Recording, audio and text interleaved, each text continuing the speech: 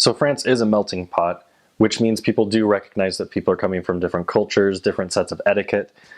And yet France also appreciates, if you're coming to my country, enjoy my culture, enjoy my etiquette. And you don't have to assert the fact of, I am not French, unless you are French, but rather appreciating, it's good to appreciate their culture and their etiquette. Just little things like you put your hands above the table at all times. In America, if you're not actively eating, you always put your hands below the table, and that's what's polite. But in France, you always keep your hands on the table, and sometimes you'll like rest your hands right on the wrist, right there on the table. When you are meeting people, you don't have to be as loud. It's something that you learn, that your ears get better the longer you live in France, because people talk more quietly. They aren't so loud, so brash as Americans are. And I know there are other countries that are even louder than us. I was companions with a newer missionary, and I had told him, okay, you don't have to be so loud. It's kind of startling how loud you are on the street. Maybe when you say hello, say it a little more softly. And I promised him, okay, if you say bonjour and you say it nice and softly, then they will still hear you. The French have super ears. That's like their superpower. And the next day we were walking across this bridge over a train station, and this girl was walking the other direction, and he said to her bonjour, and she responded bonjour, and just kind of kept walking. And once she was out of, or at least what he thought was out of earshot, he turned to me and said, "It worked! They heard me!" And I said, yeah, you can even go half that volume still. So the French have super ears, and just being willing to adapt and embrace those little parts of culture is so useful, because you're learning what it is to be French. In the Bible, Paul talks about, when I'm with the Jews, I am as a Jew. When I'm with the Gentiles, I am as the Gentiles. And adopting that kind of attitude in ourselves and saying, when I'm in France, I become French. And doing that helps you not just connect with them so you don't offend them, but it helps you understand who they are and how they act. And doing all of this helps you connect with them so much better. And when you connect to people, they're so much more likely to accept your message. I remember hearing once a story where, I don't remember where it happened. It wasn't in my mission, but some missionaries were in a rural country, and they were going up and down mountains, and they knocked on a woman's door, and she let them in because they had polished shoes. And I was hearing this story, and one of the missionaries who was listening to the story as well said, well, that's stupid. Like, polished shoes don't matter. Like, she almost indicating she didn't deserve the truth, because her priority was whether your shoes are polished or not. But in my mind, there are very few people who will be offended by you trying to present yourself well. And the same thing with the French, who really appreciate it when you dress well, when you wear clothes that are clearly French and not American. So no one's going to be offended if you try to dress well, but some people may reject you just because you don't seem French enough. And to me, yes, it's pride that someone would do that. I don't think the majority of people would do that. But who's to say that someone who's prideful doesn't deserve the gospel as much as someone who is humble? Just because one is more likely to accept the gospel under any circumstances doesn't make their value as a soul greater than another's. One time I was in a ward with multiple missionaries, and there was one member that a lot of the missionaries didn't exactly like. She was very wealthy and very classy, and was kind of showy. She liked to kind of put on a show and have fun. And some of the missionaries felt like she wasn't as real, that she wasn't as sincere, because this was her way of being.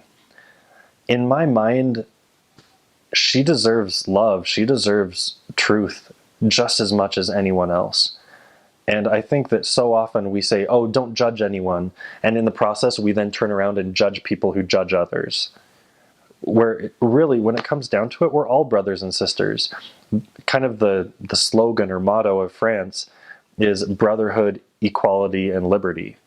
And I think that brotherhood is something that we can really adopt more and understand that people are coming from different perspectives. Everyone has different faults. And just because someone has a fault that you disagree with, whether it be pride, or whether it be sloppiness, or whether it be a bad temper, or whether it be someone who won't stand up for themselves, a lot of times we kind of defend the people who have our similar faults and then totally ignore the people who have faults that we see as greater. Whereas really, it's all about brotherhood.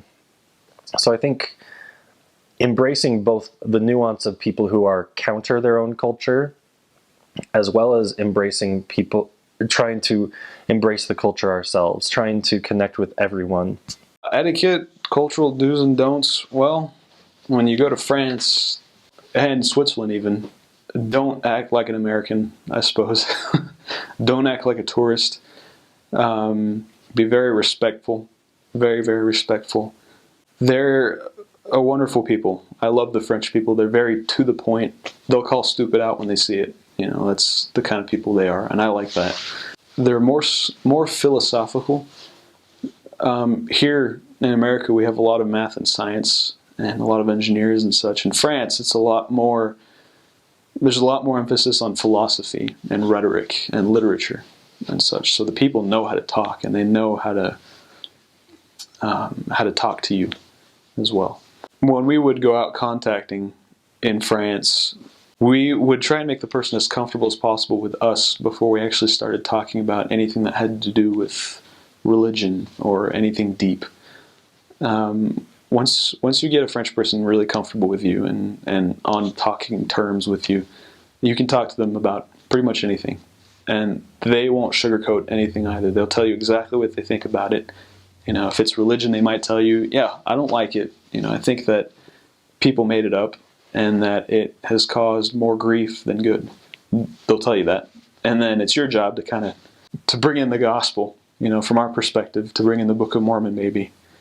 But I love the French people. I love them so much. Church was always incredibly interesting because everybody was themselves at church. Nobody wore masks. They were themselves just as much at church as just during their normal lives. They came and they brought their personalities with them. And that was always really fun. And I admire how the French people work with each other like that. You know, they work with different personalities almost flawlessly. You know? And if people get offended, they talk about it, they get over it. Either that or there's a huge feud, you know. So you get the extremes as well. It's either one or the other, but that's what makes it interesting. Their culture is very, very rich. They've had hundreds and hundreds and hundreds of years of existence. And with that comes a ton of history and a ton of culture. And you can see it just by walking through the cities. I mean, a lot of the buildings that you'll come across in France are older than America. You know, most of the cathedrals in France are hundreds of years older than America is. The French people really like it when you try to learn as much as you can about their history and their culture. I think that's just as much a part of missionary work as testifying of the gospel and teaching about the gospel. Because you don't want to go to France and be seen as just some American trying to spread his or her cult, you know. Because that's what they think of missionaries a lot of times. You want to be thought of as somebody who's going to France to learn about the culture and the people, and then who has a message to share at the same time. One of my favorite things to do was just walk around, you know, go to the open air markets, talk to people, ask questions about the culture, visit the museums, walk around the cathedrals. Do that as much as you can if you're going to France on your mission, or really anywhere in Europe. Because the more you know the culture and the more you know about the history of the region you're in and the history of the country, the more you'll understand where the people are coming from and why they think the way they do. You know, why they have these traditions, this way of thinking. You can't separate the work from the people. The two go together. And you have to really emphasize both and work on both and learn more about both. We celebrated Christmas, Noel, but for the French, they celebrate normally around on Christmas Eve. They have a big party, a huge dinner, and so Christmas Day isn't as important, I guess. But yeah, you celebrate Christmas. We celebrated Easter. Celebrated a lot of Catholic holidays that they get the day off from work, and so that's one thing to to recognize, is that they have a lot of holidays, and it's just sometimes to a ridiculous extent. Like, people are always off of work and are always on holiday, so they weren't going to be there if you wanted to teach them. But let's see, so Christmas, Easter, they didn't. Halloween is much less celebrated. They did celebrate it, but not by the same standards as Americans. And Valentine's Day is only for people who are in love. It's not for like friends and stuff to celebrate, and like for you to give a Valentine to, like, I don't know, somebody in the ward is just like you're in love with them. So it's like, don't do that when you're out there not talking to people in public transportation.